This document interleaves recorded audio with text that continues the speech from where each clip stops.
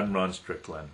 This webcast is one of a series in which I'm providing some brief lectures and commentaries on topics from the courses I teach in literary and cultural studies.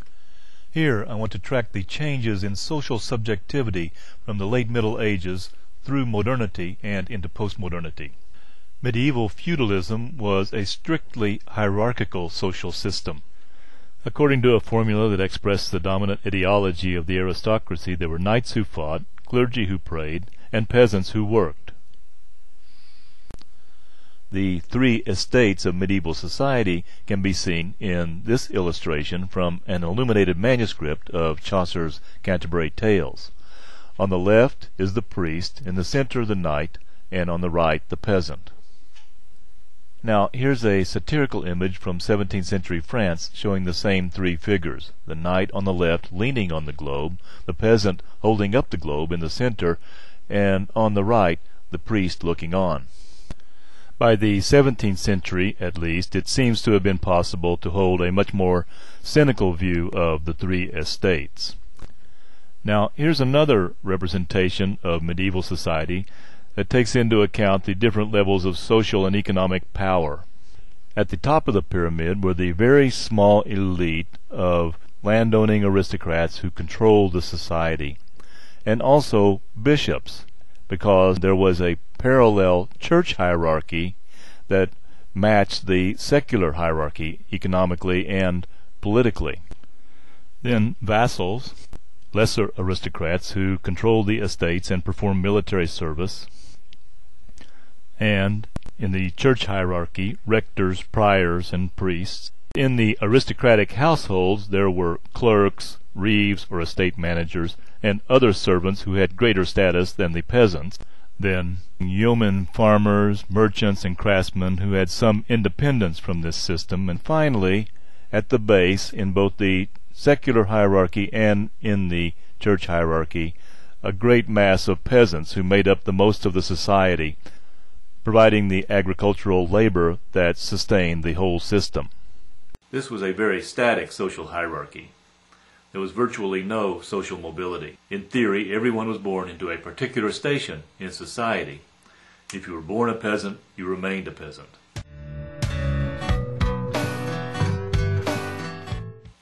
Medieval society was a very communal society.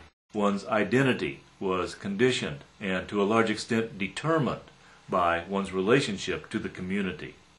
And in contrast to the nuclear family of modernity, the characteristic family structure of medieval society was a kinship-oriented extended family structure. This family consists of all of the children and descendants of a particular patriarch, but also household servants, distant relatives, and other associates. The kinship network is designed to enhance the family's wealth and power through marriage and other business arrangements. The extended kinship family of medieval society was a hierarchically structured network. Individual members of the family were dependent upon the family for support, and the patriarch exercised strong control over life decisions such as choice of occupation, whom to marry, where to live, and so on. With its communal structure and extended family networks, medieval society was one in which the individual had a much narrower scope of action, much more limited scope of agency than we imagine for individuals in modernity. However, by the end of the Middle Ages, changes that would bring about the ostensibly autonomous individual subject of modernity were clearly on the horizon.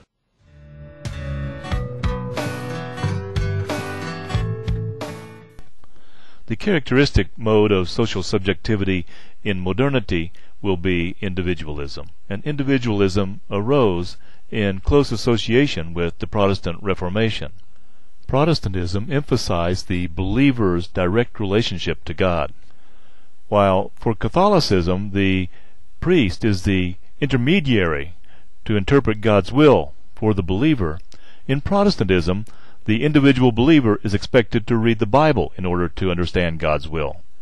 This revolution in the understanding of the individual believer's relationship to God can be seen as a direct cause of the emergence of individualism. Protestantism's emphasis upon Bible reading was made possible by the technological breakthroughs of the rise of printing and the spread of literacy in the 16th century. And the emphasis upon literacy also had effects upon individualism in many other ways. In modernity, the social subject is not bound in a relationship of obligation to an aristocratic landlord, as was typically the case in the medieval period. Instead, in modernity, the individual subject becomes the free citizen of a nation-state. Just as the Protestant Reformation helped to break down the relationship of obligation between the peasant and the aristocratic landlord, the development of factory production and the migration of peasants into the towns and cities paved the way for the new form of social subjectivity, that is, citizenship of the nation-state, that would become the characteristic form of social subjectivity in modernity. In the feudal economic system, the peasant is expected to be a loyal subject of an aristocratic lord. The peasant is expected to remain on the land through the seasonal cycles of planting and harvest, the fallow time of winter, through thick and thin, through lean years and fat years. But in the new economic relations of capitalism in the 16th century, with the factory mode of production and the migration of peasants to towns and cities, the worker is expected to find a new job if orders run short for the factory. This emphasis upon personal responsibility and the suggestion of choice involving one's livelihood were both results and contributing factors to the development of the capitalist mode of production during the early modern period.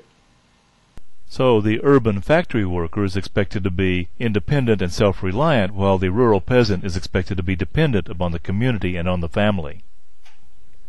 A key manifestation of this new independence is that in modernity the extended family declines and is replaced by the nuclear family. In late modernity, the progressive detachment of individuals from community and family relations is one of the factors that leads to increasingly widespread alienation. The alienation of the individual from traditional support networks causes psychological stress and provokes social crises in advanced industrial societies. This widespread social alienation would be incomprehensible in medieval society. Now I'd like to compare two paintings that I think will show the differences between medieval and modern subjectivity, and to show how a human social discourse like art can both express and help to produce these different ways of understanding. First, here's a painting of a market scene from the end of the 14th century. Notice that the scene includes big people and small people. The big people in the steeple of the church are at the center of the scene. In front of the church there's a small person on a small horse and some small sheep also in the foreground. And behind the church there are some more small people. The size of the people in this painting corresponds to the social power of the people being represented.